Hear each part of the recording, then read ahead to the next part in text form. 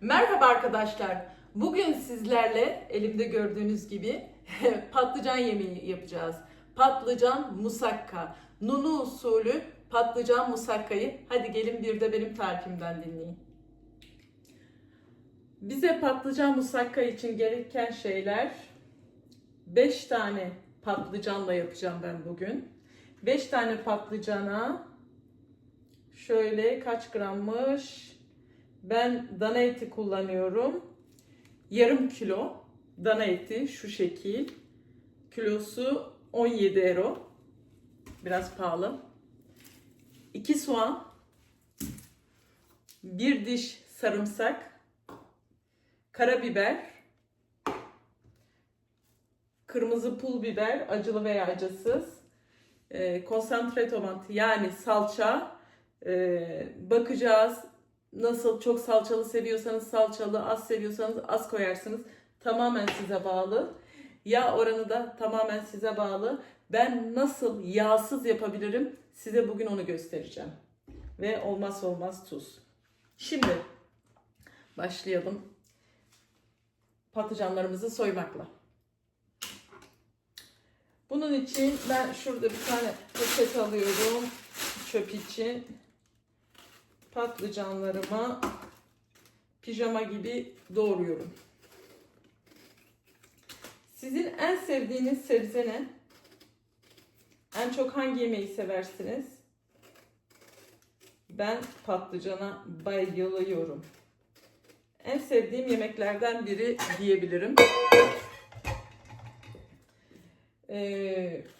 Maalesef yağsız yaptığımızda pek lezzetli olmuyor. Patlıcanı çok seviyorum. Aslında kendisi çok kalorili bir sebze değil. Ama biz yaptığımızda çok kalorili oluyor. Hani bunu çiğden yapanlar var ama çiğden yaptığımı ben pek sevmiyorum. Patlıcanın tadı bana acı geliyor. Fransızların da yaptığı yemek ratatouille var. Yani bizim aslında karışık sebze yemeğimiz. Onlar ratatouille diyorlar. O da güzel. Onu da seviyorum. Ama Türk yemekleri gerçekten çok lezzetli. Yani bir de benim misafirlerim geldiğinde hani eğer bir misafirim çok sık geliyorsa tabii ki hani barbekü dışında ben patlıcan yemeğini de çok yapıyorum. Hani bunun yanına da pilavla birlikte gerçekten tek yakışan yemek bence pilav. Çok seviyorlar. Yani bugüne kadar sevmiyorum diyenini görmedim ben şahsen. Yani ben yapıyorum diye değil ama lezzetli yaptığım söyleniyor. Yani bir de ne kadar ben bir püf noktası buldum. Artık patlıcanlarımı yağsız, çok yağ çekmeden hani tamamen yağsız diyemem ama yani çok fazla yağ çekmeden yapmayı artık biliyorum. Size de onu göstereceğim. Ama tabii sizin kilo probleminiz yoksa hani diyorsanız ben kilo problemim yok. Ben hani yemeği yağlısı hani derler ya yemeğin salçalısı kadının kalçalısı. Hani yemeğin yaşında olmuş yemeğin yağlısı en lezzetli. Doğru. Evet ben şöyle çekeyim. Size nasıl doğradığımı da göstereyim. Aslında şu şekilde doğrayabilirsiniz. Şöyle şeritler şeklinde de doğrayabilirsiniz. Hadi gelin biz bugün böyle yapalım. Şöyle.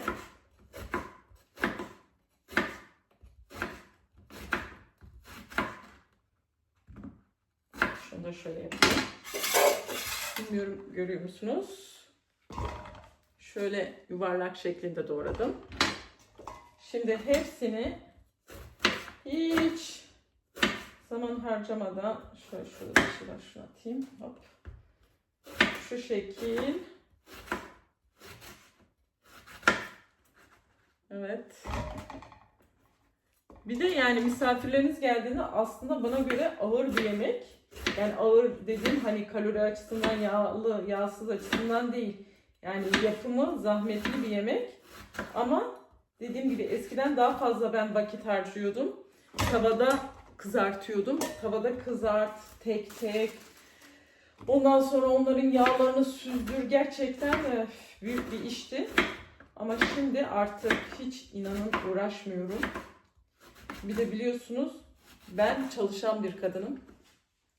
Sadece hani size hayatımdan kesitler gösteriyorum. Benim günlük yaşamım nasıl geçiyor. İşte gördüğünüz gibi yemek, ondan sonra ütü, alışveriş, sonrasında ev işi tabii ki de. Yani bayağı yoğun geçiyor diyebilirim. Üstüne üstlük bir de işe gidiyorum. İşte çalışıyorum. Öyle. Şimdi bunları doğradım. Ben bunların üstüne şu şekil biraz tuz çeviriyorum. Çünkü tuz bunların acısını alıyor.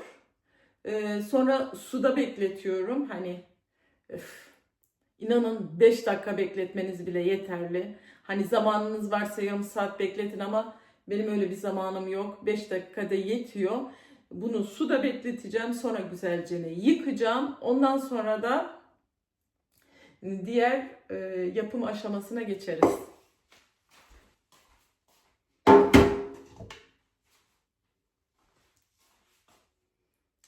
Evet, ben patlıcanımı yıkadım. Süzdürdüm.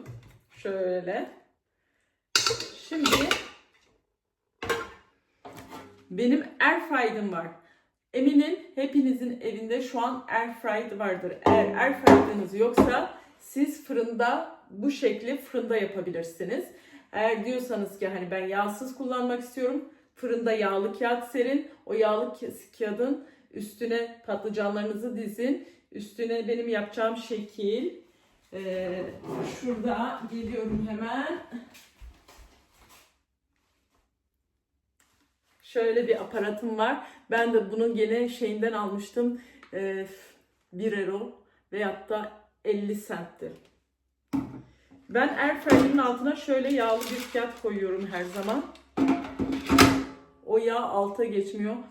Tabii daha az kirleniyor. Pratik çözüm. Şimdi ben bunların hepsini şu şekil airfryer'ıma koydum. Bir kere de pişiriyorum. İstiyorsanız biraz tuz koyun. Ben biraz önce koyduğum tuzları yıkandığında tabii gitti. O karartısını alması içindi. Şimdi ben tat versin diye koydum. Şöyle aparatımla üstüne gördüğünüz gibi sıktım. Bu kadar. Şimdi airfryer'ımda size de göstereyim isterseniz. Bakın. Şöyle. Fişi takılı değil. Fişini takmak lazım.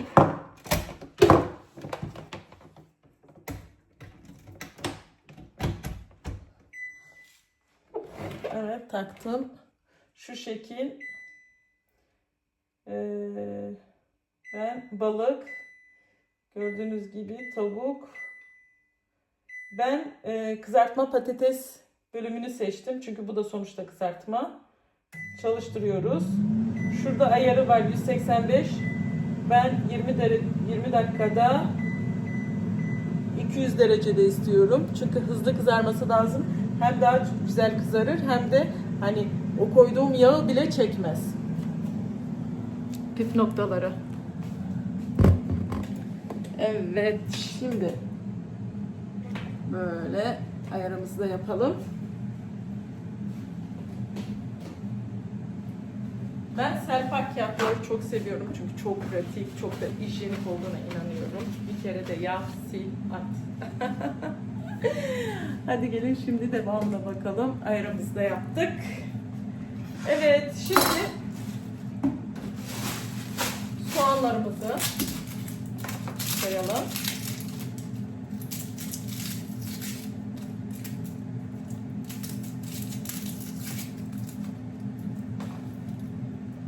Soğanların fiyatları da değişiyor mağaza mağaza. Benim anlamadığım şey Bazı mağazalarda bakıyorum hani marketlerde. Hani soğanın 5 kilosu mesela hani 2,5 euro iken başka mağazalarda bakıyorum soğanın kilosu 5 kilosu 2,5 iken bazı mağazalarda evet soğanın kilosu 1,5 euro 2 euro. Yani neden bilmiyorum ama yani galiba altın fiyatları gibi iniyor çıkıyor. Yani soğanın kilosu 2 euro bana göre biraz fazla geliyor çünkü hani başka yerden 5 kilosunu 2,5 euroya alıyorken niye başka mağazada kilosunu 2 euroya alıyoruz anlamıyorum. Öyle.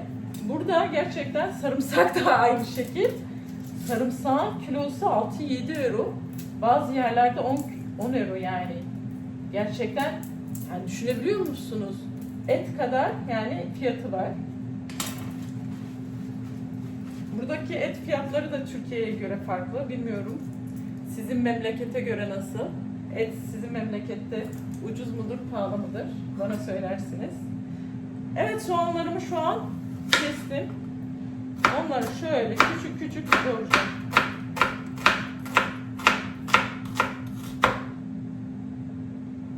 Evet. Şöyle.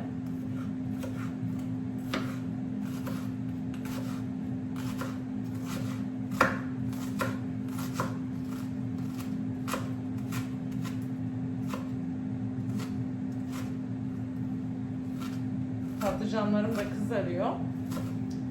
Airfryer hayatlarınıza girdiğinden beri işlerimizi bence çok rahatlattı, çok kolaylaştırdı. Siz ne diyorsunuz? Tabii her yemek yapılmıyor içinde. Eğer pratik hemen bir şey kızartmak istiyorsanız iyi oluyor. Ama gene de bir barbekünün tadını yani kesinlikle vermiyor. Ama gene de gençler için bence çok iyi oldu. Hani evde yemek yapamayan, zamanı olmayan veyahut da yemek yapmayı bilmeyenler için ve de üşengeçler için Airfryer çok iyi oldu bence. Siz Airfryer kullanıyor musunuz evinizde? Tabii çoğu insan yani benim etrafımda da var. Pek yeni aparatlara sıcak bakmıyorlar. Çünkü alışkanlık etmedikleri için. Anlıyorum, ben de alışkanlıklarımı yani kolay kolay değiştiremiyorum. Ama aman asla kullanmam dediğim şeylerin şu an fanıyım. Gerçekten çok ilginçtir. Ben sarımsağımı şöyle yapıyorum. Üstüne bıçakla bastırıyorum. Bastırdıktan sonra şu şekil çok rahat kesiliyor. Küçük küçük. Dediğim gibi.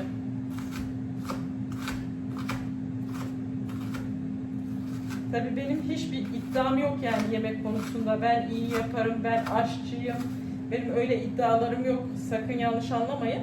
Ben size de söylemiştim.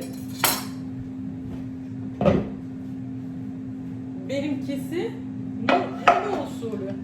Yani benim usulüm. Hani ben böyle yapıyorum. Yoksa tabii ki de herkes kendi tarifi vardır. Kendi istediği gibi vardır. Yani şurada ben sizle yani günlük hayatımı paylaşıyorum. Biberim var şöyle. Kırmızı biber, yeşil biber, sarı biber. Hiç fark etmez. Ben önceden yıkamıştım biberimi. Şöyle şu şekil. Şimdiki beyazlıkları da alıyorum. Yani hiçbir iddiam yok dediğim gibi. Ben kendi usulümce beni izleyen, beni beğenen dostlarıma, kardeşlerime, ablalarıma kendi usulümde ben nasıl yapıyorum onu gösteriyorum. Tabii sizler de benim gibi mi yapıyorsunuz, daha farklı mı yapıyorsunuz? Bana söylersiniz. Bu benim usulüm.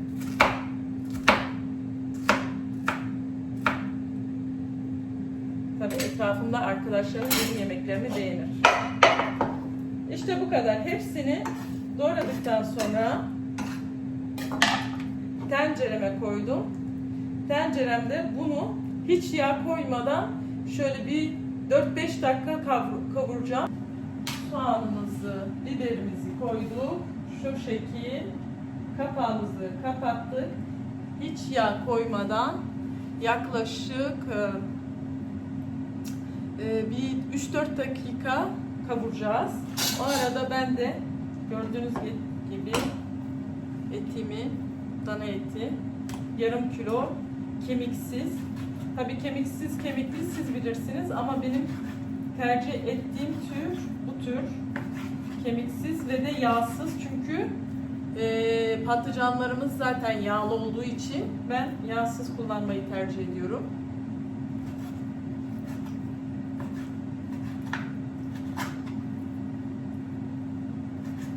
Gerçekten etim de gayet iyi. Bu yemeği diyeceksiniz hani kıymadan yapabilir miyiz? Kıymadan da yaparsınız. Kıymadan da olur ama tabii aynı lezzeti garantileyemem. Danadan ben size garanti veriyorum yani garanti dana eti çünkü zaten artık gençlerimiz de fazla et sevmiyorlar. Kuzu etinden hiç tavsiye etmiyorum çünkü kuzu etinden denedim aynı lezzeti alamadım, aynı tat değildi. Şu şekil. Etimi de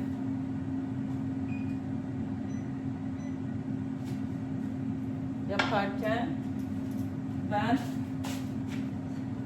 biberlerimi ve soğanlarımı şöyle kontrol ediyorum.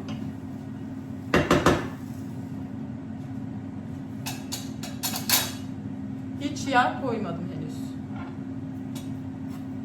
Evet, etimizi doğramayı bitiriyoruz.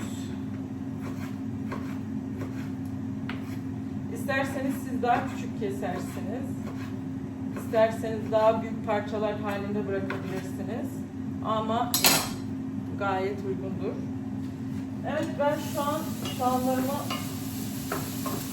kavurdum. Şöyle göstereyim. Hiç yağ koymadım, pembeleşti. Şimdi yağımızı çok az. Evet, çok az yani bir yemek kaşığı yaklaşık yağımı koydum.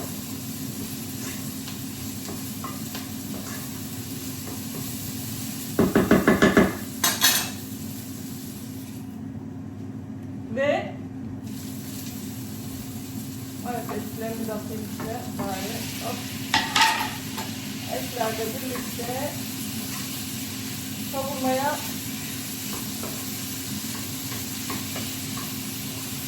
döküyorum.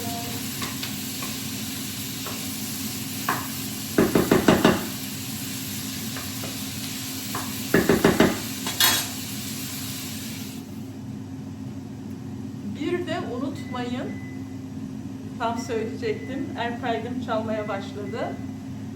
5 dakikada bir airfryer'da 5 dakikada bir airfryer çalıyor yani. Siz karıştırın. Bakın, eğer yağından emin değilseniz biraz daha yağ sıkabilirsiniz. Daha tam kızarmamış ama kızarmaya başlamış. Hatta ben biraz daha şu şekil yağ sıkıyorum. 10 dakika sonra patlıcanlarım da tam kızarmış olacak. Etim de şu an hızlı ateşte. Bir 2 dakika sonra yavaş ateşe alacağım. Rengi değişince sonra yavaş yavaş hafif suyunu bırakacak. Daha sonra salçasını, tuzunu, kırmızı biberini hepsini ekleyeceğim. Karıştıracağım. Üstüne de kızarttığım patlıcanları dökeceğim. Aşama aşama size göstereceğim. Evet, şimdi etlerimiz güzelce kavruldu. Ben altını kıstım. Gördüğünüz gibi. Buram buram. Şunun sesini kısayım çünkü çok ses yapıyor. O yüzden kapattım aspiratörün sesini. Gördünüz mü? Yani pek yağ koymadım halde, yani sadece bir kaşık yağ. Şimdi altını kısıyorum. İçine şöyle karabiberimizi, siz acı seviyorsanız acı yapın, tatlı seviyorsanız, yani daha sonra çocuklarınız varsa daha sonra da acısını ekleyebilirsiniz. Biz acılı seviyoruz. Hadi çok da değil ama seviyoruz yani. Gördüğünüz gibi karıştırıyorum. Şimdi salçasını koyacağım. Bu tatlı kaşığı, yani çok büyük bir kaşık değil. Şöyle. Yaklaşık 2,5 tatlı kaşığı koydum. Siz dediğim gibi daha da az koyup daha da fazla yapabilirsiniz. Bunu açacağım mecburen çünkü buhar yapıyor. Ekranımda buharlı görmenizi hiç istemem.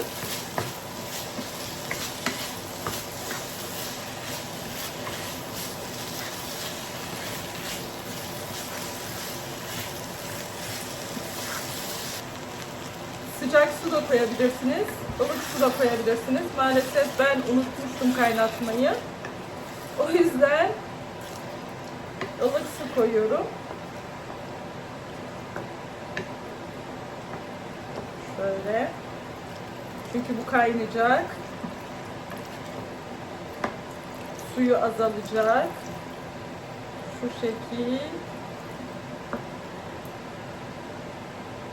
Şu şekil yeterlidir. Tam istediğiniz gibi. Kaynamaya bırakacağız. Altını da açalım. Kaynadıktan sonra altını kısarız.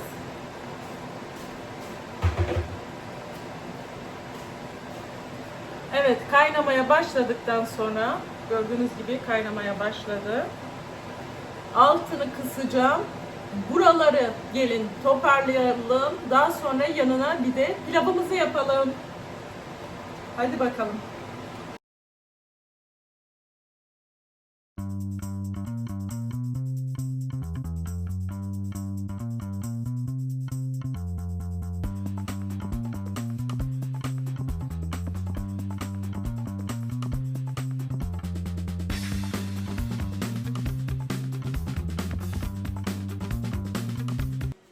Evet arkadaşlar, etrafımızı da temizledik. Yemeğimiz pişiyor. Şimdi biz hadi gelin pilavımızı yapalım.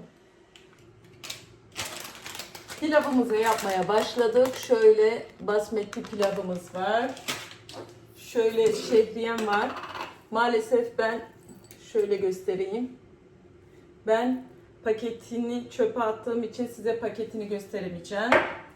İçine 1 yemek kaşığı kolza yağı koydum.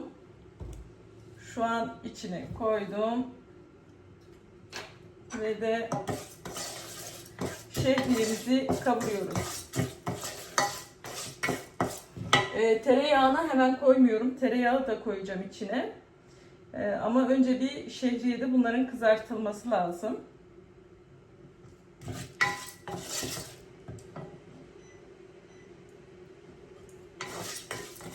Ben de o arada yemeğime bakayım. Yemeğim gayet güzel kıvamda. Suyu da tam istediğim gibi olmuş. Pişmiş, eti de pişmiş. Gördünüz mü? Çok lezzetli bir yemek. Benim için tamamdır. Yemeğimiz pişti. Şimdi şehriyemizi kavuruyoruz. Ben şu kadar bir yağ kullanacağım, tereyağı, ama bunu sonuna doğru atacağım. Pilavımı yıkadım, süzdüm. Şehriyemizi kavurmaya devam ediyoruz. Gördünüz mü? Rengi kavruluyor. Kahverengi olmaya başladı. Tereyağı koymuyoruz, tereyağda yapmıyoruz. Çünkü tereyağda yaparsak bu efekti alamayız. Köpürmeye başlar tereyağı. O yüzden daha önce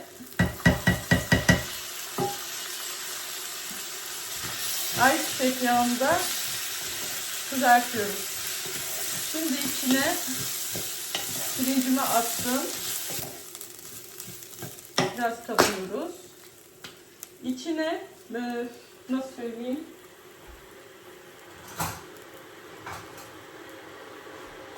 Yani şöyle yapalım.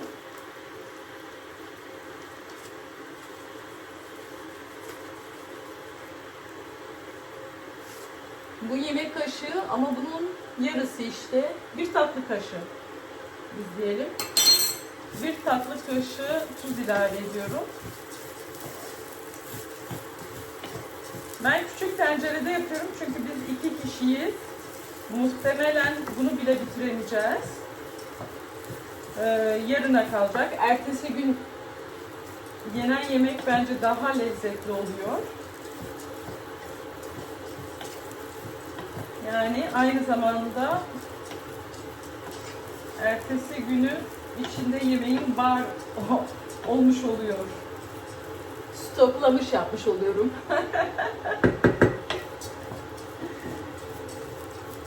Kavurduktan sonra gördünüz mü? Parıl parıl parlıyor.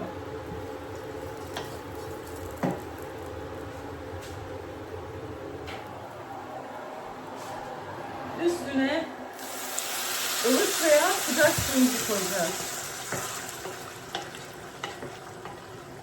Şu şekil.